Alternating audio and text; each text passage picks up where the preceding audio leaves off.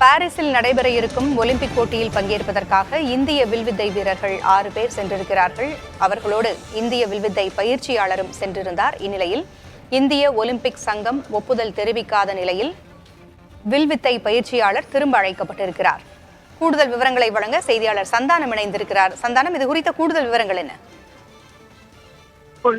பாரிஸ்ல 5 நாட்கள்ல தொடங்க இருக்கக்கூடிய ஒலிம்பிக் தொடர்ல இந்திய வில்வித்தை சங்கத்தினுடைய தலைமை பயிற்சியாளராக இருந்த வேங்குக்கு இந்திய ஒலிம்பிக் சங்கம் ஒப்புதல் அளிக்காத காரணத்தால அவரை மீண்டும் இந்தியாவிற்கு வருவதற்கு தற்போது இந்திய வில்வித்தை சங்கம் என்பது டிக்கெட் புக் செய்திருக்கிறது.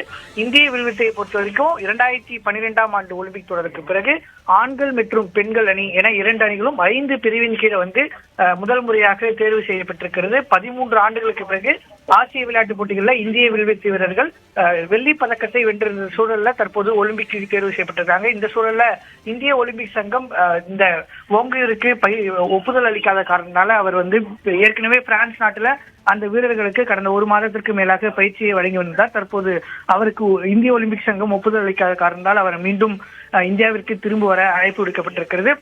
நாம் அவரிடம் பேசும்போது ஓராண்டுக்கு மேலாக இந்தியாவினுடைய வீரர்கள் ஒலிம்பிக்கில் பதக்கம் வெல்வதற்கு மிக தீவிரமாக பயிற்சி அளித்த நிலையில் தற்போது அதற்கான வாய்ப்பு அருகில் இருக்கும்போது வீரர்களுடன் இல்லாமல் இருப்பது மிகப்பெரிய வருத்தத்தை அளிப்பதாகவும் ஆகஸ்ட் மாதத்துல தன்னுடைய கான்ட்ராக்ட் இந்திய வில்வித்தை சங்கத்துடன் முடிவடைய இருக்கக்கூடிய சொல்ல மீண்டும் இந்தியாவுடன் பயிற்சி அளிப்பதற்கு தனக்கு விருப்பம் இல்லை என்றும் தற்போது இந்த ஒலிம்பிக் போட்டியில வீரர்களுடன் இல்லாமல் இருப்பதை தமக்கு வேதனை அளிப்பதாக தெரிவித்திருக்கிறார்.